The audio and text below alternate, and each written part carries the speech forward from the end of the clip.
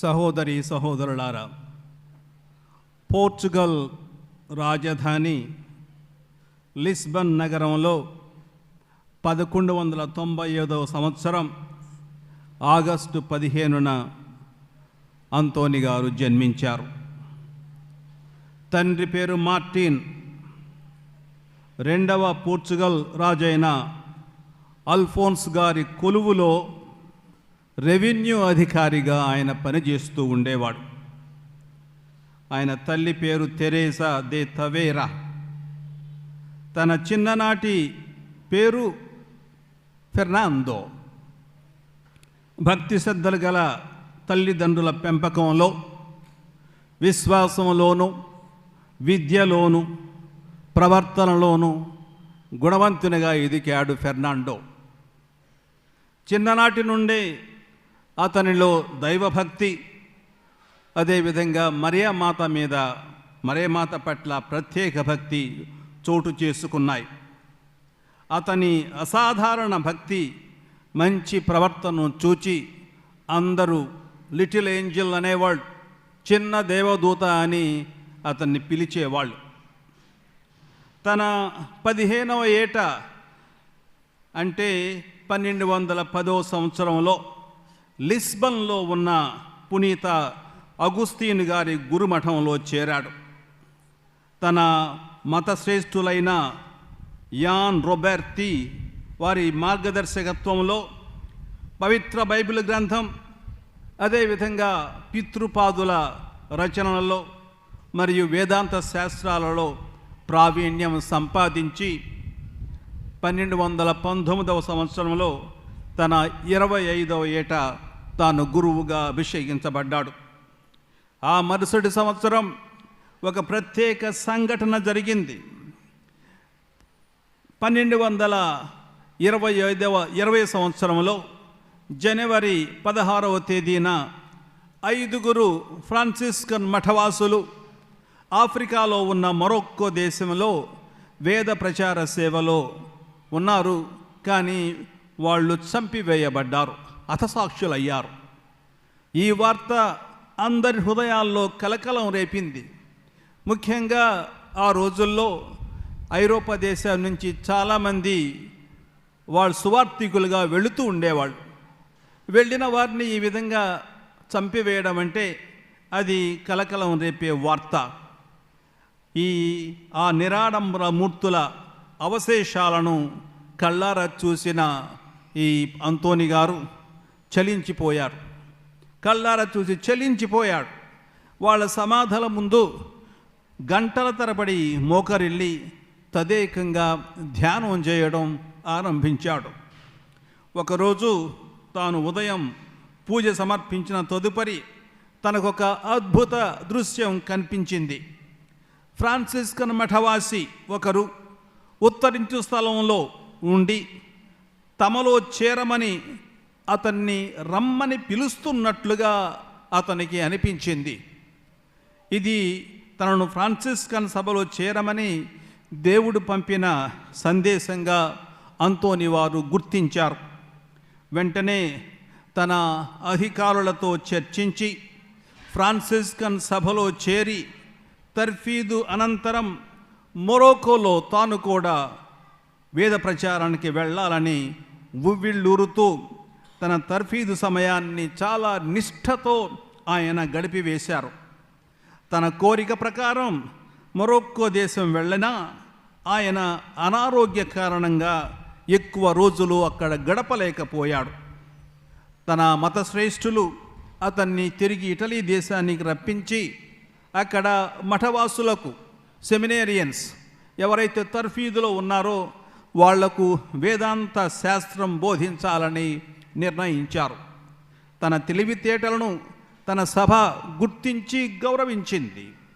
ఆయన కేవలం వేదాంతి మాత్రమే కాదు, గొప్ప వక్త, బోధకుడు కూడా. 1222వ సంవత్సరంలో జరిగిన ఒక సంఘటన. ఒకరోజు తన మఠవాసులతో కలిసి గురు పట్టాభిషేక సాంఖ్యంలో పాల్గొనడానికి వెళ్ళారు. ఆ రోజుల్లో పీఠాధిపతులే ప్రసంగించాలనే ఆచారం లేదు. అటువంటి వ్యవస్థ లేదు. ప్రసంగం ఎవరికి ఆదేశించాలో ఆ రోజు చెప్పడానికి పీఠాధిపతులు మరచిపోయారు. అనుకోకుండా ఆ సాంగ్యపు మధ్య సమయంలో పునీత అంతోని వారిని ప్రసంగం ఇవ్వమని కోరడం జరిగింది. తొణక్కుండా బెణక్కుండా అంతోని గారు ప్రసంగించి అందరి ఆదరాభిమానాలు మన్ననలు పొంది గొప్ప వక్తగా ఆయన ప్రసిద్ధికెక్కారు. అందరూ తన తెలివితేటలను గుర్తించి తన సాత్వికానికి ఆశ్చర్యపోయారు. అప్పటి నుండి అంతోని వారు గొప్ప ప్రసంగికులుగా పేరు తెచ్చుకున్నారు. ఆ రోజుల్లో చాలామంది ప్రసంగికులు ఉండేవారు.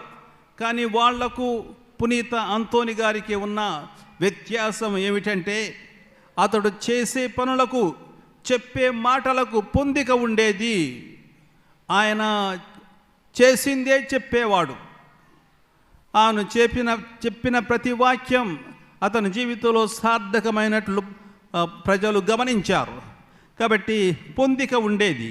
వేరే ప్రసంగికుల జీవితాల్లో ఇటువంటి పొందిక కనబడేది కాదు.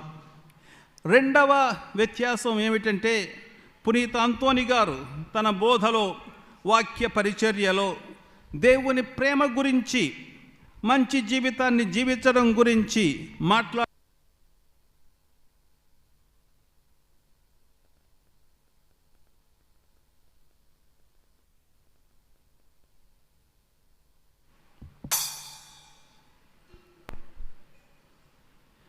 పునీత అంతోని వారు తన బోధలో, వాక్య పరిచర్యలో దేవుని ప్రేమ గురించి, మంచి జీవితాన్ని గురించి మాట్లాడేవారే తప్ప పాప జీవితాన్ని గురించి కానీ, పాపం తెచ్చిపెట్టే అనర్థాలను గురించి ఎక్కువ మాట్లాడేవారు కాదు. పాపం అంటే అందరినీ పుణ్య జీవితం జీవించాలని ప్రోత్సహించేవాళ్ళు తప్ప పాపాన్ని గురించి ఎక్కువగా మాట్లాడేవారు కాదు. సానుకూల ఆలోచనలతో మరీ ముఖ్యంగా ఆయన ప్రజలను ఆకట్టుకునేవాళ్ళు. అతన్ని ముఖ్యంగా ప్రజలను ఆకట్టుకున్న విషయం కేవలం అతడు చెప్పిన విషయాలు మాత్రమే కాదు, అతని జీవన శైలి. ఆయన చేసే పనులు చూచి అందరూ ముగ్ధులైపోయారు.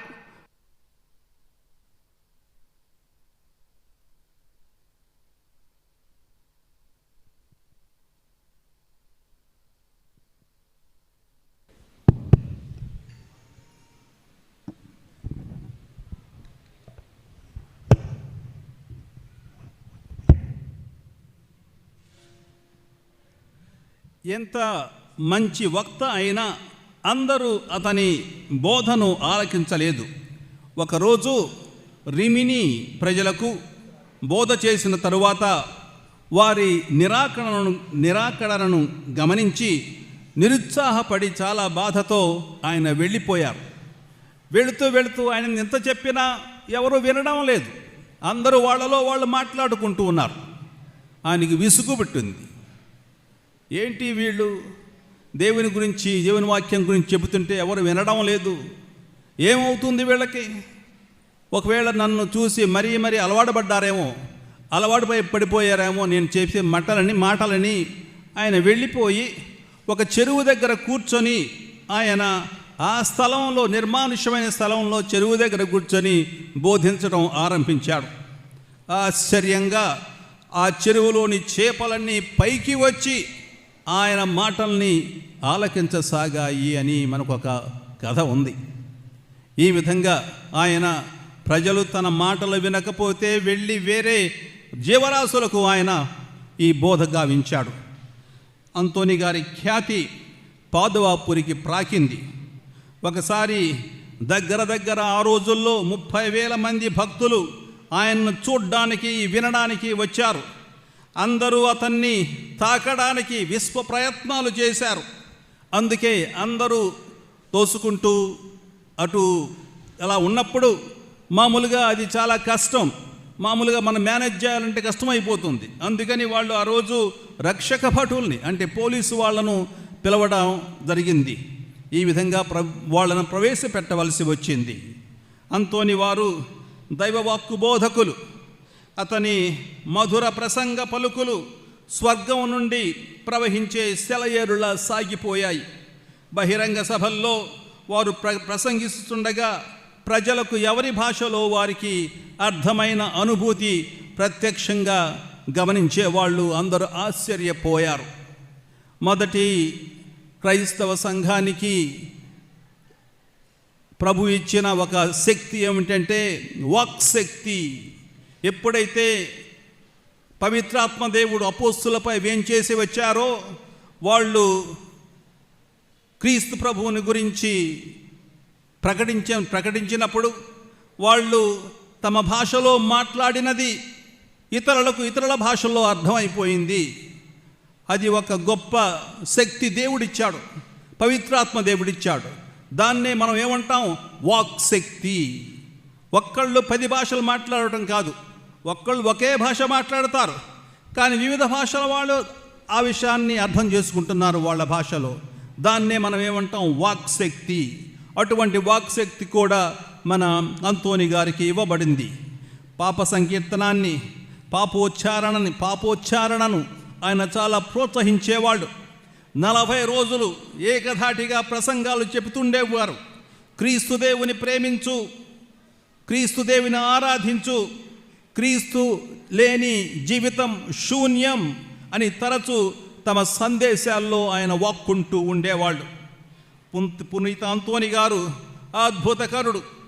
పోయిన వస్తువులను తిరిగి పొందే భాగ్యము అతని మధ్యవర్తిత్వ వేడుదల మూలాన లభ్యమవుతుందని ప్రగాఢ విశ్వాసం ప్రజలలో ఏర్పడింది. అందుకే ఎప్పుడైనా మనకు ఏదైనా వస్తువు పోయినప్పుడు అందరూ పునీత అంతోని గారికి ప్రార్థన చేస్తూ ఉంటారు.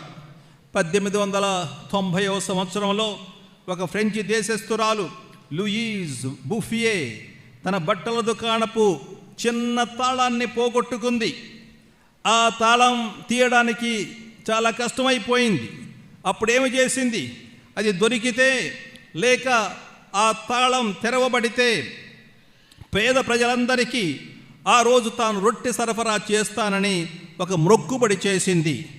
తాను కోరిన ప్రకారం అద్భుతంగా ఆయన వేడుదల ద్వారా ఆ దుకాణపు తాళం తెరుచుకున్న సంఘటనను దైవవరంగా పరిగణించి ఆ రోజు నుండి పేదలకు రొట్టెను సరఫరా చేస్తారు. నాటి నుండి నేటి వరకు అంతోని వారి రొట్టె అనే పారంపర్యం మన కథోలిక సంఘంలో ఉంది. ఈ రొట్టెను పేదలకు పంచిపెడుతూ ఉంటారు. క్రీస్తు శకం 1231వ సంవత్సరంలో అంతోని గారు అలసిపోయి నిద్రరాని స్థితిలో తలనొప్పితో ఒక కుటీరంలో పరుండి ఉండగా ఒక దివ్య వెలుగు వారిని సమీపించింది.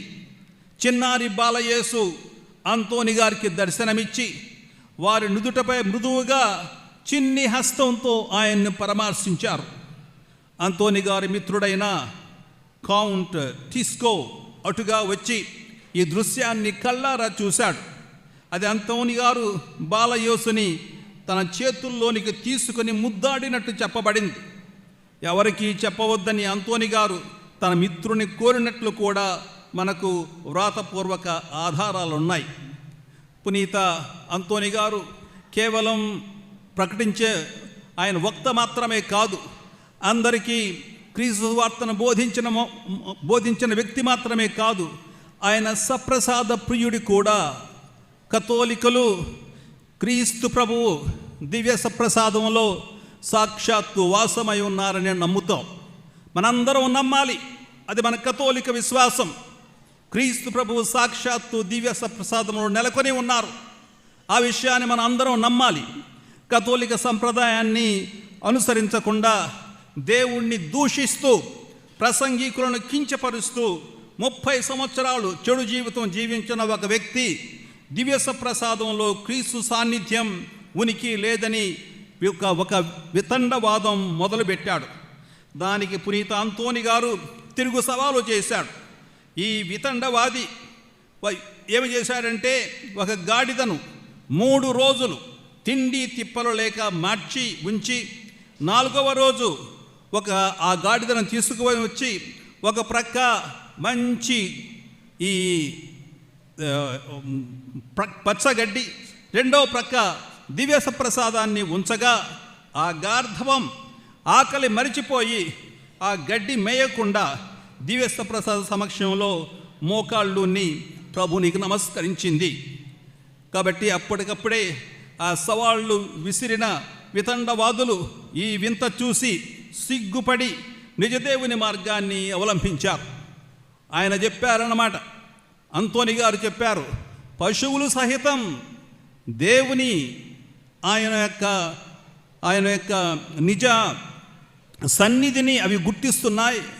మనుషులు తెలిసిన వాళ్ళు, మనుషులు దాన్ని గుర్తించకపోతే ఎంత సిగ్గు అని వాళ్ళందరికీ బోధించారు.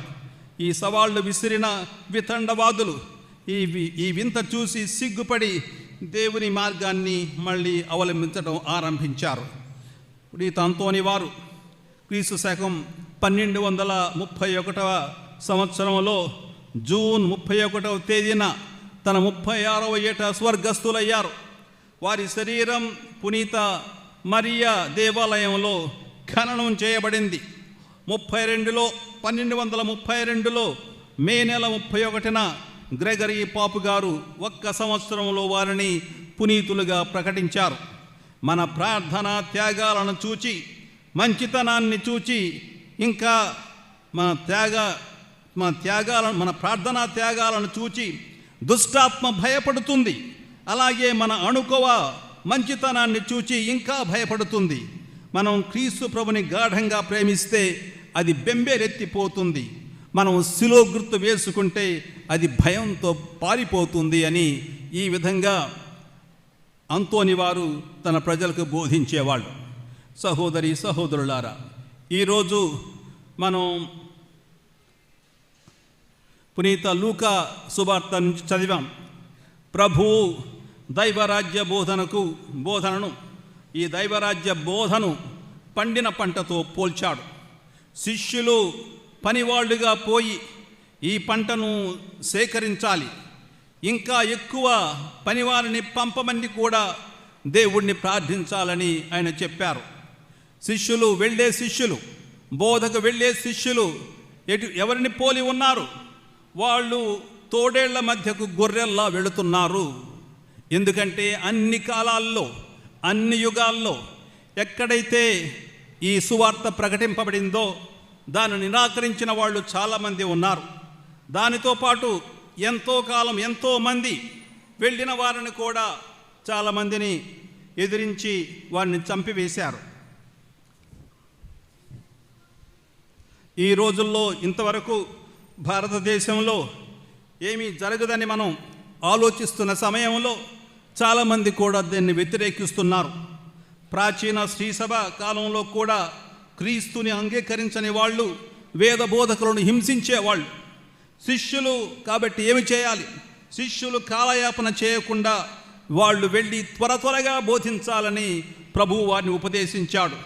వాళ్ళు బోధించేవాళ్ళు చాలా సామాన్యమైన జీవితం జీవించాలి అని, బోధించేది కూడా సులభ శైలిలో అందరూ అర్థం చేసుకునే విధంగా బోధించాలని కూడా ప్రభువు చెప్పారు. అదేవిధంగా కేవలం వాక్య పరిచర్య చేయడమే కాదు, ఎందుకంటే ప్రభుని వాక్కు శక్తివంతమైనది, ఆయన చెప్పినది నెరవేరినది. కాబట్టి అదేవిధంగా వాళ్ళు ఏమి చేయాలి? ఈ వాక్యం ద్వారా వాళ్ళు వ్యాధులను కూడా నయం చేయాలి. స్వస్థత ద్వారా దైవరాజ్యం వచ్చిందని సూచించాలి అని తన శిష్యులకు ఆయన ఈ విధంగా సూచనలు ఇచ్చారు. ప్రజలకు శాంతి కలగాలని, అన్ని చోట్ల శాంతి స్థాపకులుగా ఉండాలని వాళ్లకు చెప్పాడు. ఈ బోధను ఎవరైనా నిరాకరిస్తారో వాళ్ళు పోగొట్టుకునే మేలు వారికే తెలియదని కూడా ప్రభువు చెబుతున్నారు. ఈనాటి వేదబోధకుల అవసరం ఎంతైనా ఉంది. క్రీస్తు రక్షణ ఉద్యమాన్ని మనమే కొనసాగించాలి. కనుక అతని పిలుపు విని ఆలించి మనం కూడా వేదబోధకు పూనుకుంటూ ఉండాలి. పూనుకోవడమే కాదు, మనం కూడా మన వంతు మన యువకులను ప్రోత్సహించాలి. పునీత పౌలు గారు ఆయన అపోస్తలుడిగా వెళ్ళినప్పుడు వేదబోధ చేసినప్పుడు ఆయన ఎదుర్కొన్న కష్టాలను కొరింథీయులకు వ్రాసిన 2వ లేఖ 11వ అధ్యాయంలో మనకు చెబుతున్నాడు. ఆయన ఏమంటున్నాడు? వారు క్రీస్తు సేవకులా? నేను పిచ్చివాని వలె మాట్లాడినను నేను వారికంటే అధికుడకు సేవకుడను. నేను వారికంటే ఎక్కువ కష్టపడి పనిచేసి తిని, వారికంటే ఎక్కువ మారులు నేను చెరయందుంటిని. ఖైదులో ఉన్నారాయన. ఎక్కువ మారులు కొరడా దెబ్బలు తింటిని, ఎక్కువ మారులు మృత్యుముఖమున ఉంటిని, చనిపోయే స్థితిలోకి వచ్చానంటాడు. మళ్ళీ ఏమని చెబుతున్నాడు? 5 మారులు యూదుల వలలను 39 కొరడా దెబ్బలు అనుభవించి తిని, 5 సార్లు. అదేవిధంగా 3 మార్లు బెత్తములతో దెబ్బలు తింటిని, 1 మారు రాళ్లతో కొట్టబడి తిని, 3 మారులు ఓడ పగిలిన ప్రమాదములో చిక్కుకొని ఉంటిని, 1 మారు రాత్రియును పగలును నీటిలో గడిపి తిని. పెక్కు ప్రయాణములలో నేను వరద బాధలకును దొంగల వలన ఆపదలకును తోడి యూదులను అన్యులను కలిగించిన అపాయములకును గురి అయి తిని. నగరములోని ఆపదలకును అడవులలోని ఆపదలకును సముద్రముల మీది ఆపదలకును ఇంకను కపట స్నేహితుల వలన ఆపదలకును నేను లోనై తిని. అంతయు పని శ్రమ, తరచుగా నాకు నిద్ర ఉండేది కాదు. పెక్కుమారులు తిండి గుడ్డ తలదాచుకున్నటకు చోటు లభింపకుండేది. మిగిలిన వాని మాట అటుండా సకల దైవ సంఘములు గూర్చిన వేదన నాకు ఎక్కువగా ఉండేది. చూడండి ఏమని చెప్పాడో. ఇది మనం గమనించాలి. యువకులు చూడాలి ఎందుకు ఇన్ని కష్టాలు పడ్డారు. పౌలు గారు ఎన్ని కష్టాలు పడ్డాడో ఆయన ఇది ప్రకటించడానికి. ఎందుకంటే క్రీస్తు ప్రభు ఇచ్చిన ఆజ్ఞ, ఆ ఆజ్ఞను శిరసావహించి ఎన్ని శ్రమలైనా పడ్డారు ఆయన, ఆనాటి అపోస్తలులు. కాబట్టి ఈ విధంగానే అంతోని వారు కూడా చాలా శ్రమలు పడ్డారు. శ్రమలు పడి సువార్తను ప్రకటించారు. మరి మన వంతు ఏమిటి? మనమేం చేద్దాం? మనం సువార్తను ఎలా ప్రకటిద్దాం? ఇన్ని కష్టాలకు ఓర్చుకున్నారని చెప్పారు. మనం కూడా మన వంతు సాక్ష్యాన్ని ఇవ్వటమే కాదు, ఇతరులకు ప్రభుని గురించి, మంచిని గురించి చెప్పాలి, దేవుడిని గురించి చెప్పాలి. ఈరోజు చాలామంది దేవుడంటే నమ్మరు. ఎందుకంటే వాళ్ళకు ఇదివరకు అందరూ ఆర్థికంగా చాలా వెనకబడి ఉండేవాళ్ళు. ఇప్పుడు ఆర్థికంగా బాగా ఉంది కదా, ఇక దేవుడు పనికిరాడు. ఎక్కడున్నాడు దేవుడు చూపించు నాకు. ఇది వాళ్ళు మాట్లాడే మాట తీరు. ఇది తిరిగిపోయింది అందరికీ. దానికి అన్నిటికీ మన దగ్గర ఆన్సర్లు ఉన్నాయి. ఎవరికి ఆన్సర్ లేదు, మన దగ్గర వాటన్నిటికీ సమాధానాలు ఉన్నాయి. వెంటనే మన సమాధానం చెప్పగలం. కాబట్టి యువకులు మంచి జరగాలంటే ప్రపంచంలో దేవుణ్ణి నమ్మాలి. ఆ దేవుడు ఎవరంటే నిజమైన దేవుడు క్రీస్తు ప్రభు. అది మన విశ్వాసం ద్వారా మనం ప్రకటించాలి. మనం ఎవరిని మనం ఎదిరించలేం. ఎందుకంటే మన సత్యాన్ని పాటిస్తున్నాం. నేనే జీవం సత్యము మార్గము అని చెప్పాడు క్రీస్తు ప్రభు. ఆ సత్యాన్ని పాటిస్తున్నాం కాబట్టి ఎప్పుడు తొణక్కుండా బెడక్కుండా మనం ముందుకు వెళ్ళి ఈ సత్యాన్ని ప్రకటించాలి. ఆ ప్రకటించవలసిన బాధ్యత మన అందరి మీద ఉంది. కేవలం గురువులు కన్యాస్త్రీలు వాళ్ళు మాత్రమే కాదు, అందరి మీద ఉంది. మనం కూడా ఈ సువార్తను ప్రకటించాలి. ఈరోజు పండుగ చేసుకుంటున్న మనలో కొంచెమన్నా ఇది రగులుతూ ఉండాలి. ఇటువంటి ఆశ, దీని మీద కొంచెమన్నా ప్రేమ రగులుతూ ఉండాలి. ఎందుకంటే ఆ వాక్యాన్ని మనం ప్రేమిస్తే ఆ వాక్యాన్ని మనం ఇతరులతో పంచుకోవాలని కూడా అనుకుంటూ ఉంటాం. ఇంట్లో ఏదన్నా మంచి వంట చేసినప్పుడు ఏం చేస్తాం? మనం అందరికి పంచి పెడతాం. స్నేహితులు తీసుకువెళ్తాం, లేకుంటే చుట్టాలని బంధువులను పిలుస్తాం, వాళ్ళతో పంచుకుంటాం. అదేవిధంగా ఒక మంచి పని జరిగినప్పుడు మన ఇంట్లో ఒక సాహసోపేతమైన విషయం చేసినప్పుడు దేవుని పేరులో వాటిని గురించి ఇతరులకు చెప్పాలి. ఈ విధంగా దేవుడు అనేక అద్భుత కార్యాలు చేస్తున్నాడు నా జీవితంలో. మా జీవితాలు మారిపోయాయి కాబట్టి మీరు కూడా రండి. ఈ విషయాన్ని మనం పంచుకుంటూ ఉండాలి. అప్పుడే వాళ్లకు కొంచెం సువార్త అంటే ఏంటో వాళ్ళకి నిజంగా తెలిసి వస్తుంది. ప్రభు నా జీవితాన్ని మార్చాడు, మీరు కూడా రండి, మీ జీవితాలను మార్చుకోండి అని ఇతరులను పిలిచినప్పుడు వాళ్ళు తప్పక వాళ్ళలో కూడా ఇటువంటి ఆశ అనేది బయలుదేరుతుంది. కాబట్టి మన శక్తి సామర్థ్యాల వల్ల, మన క్రియాకలాపాల వల్ల మన వేద బోధ చేయలేం. మనం దేవునిపై ఆధారపడాలి, దైవశక్తిని నమ్మాలి, ప్రభువుకు ప్రార్థన చేయాలి. వేద బోధలో మనం సుఖాన్ని కోరుకోకూడదు, ధనార్జనకు అసలే పునుకోకూడదు. ఏకాగ్రతతో దైవరాజ్యాన్ని బోధించటం ఒక్కటే మన పని. ఈ విధంగా ఈనాటి శ్రీ సభను మన పునీత అంతోని గారు ప్రోత్సహిస్తున్నారు. ముఖ్యంగా గురువులను, అదేవిధంగా కన్యస్త్రీలను, అదేవిధంగా గృహస్థ క్రైస్తవులందరినీ కూడా ఆయన ప్రోత్సహిస్తున్నారు. ఈ విధంగా ఈరోజు మనం ఆయనను ప్రత్యేకంగా మన కోసం వేడుకోమని ప్రార్థించుదాం.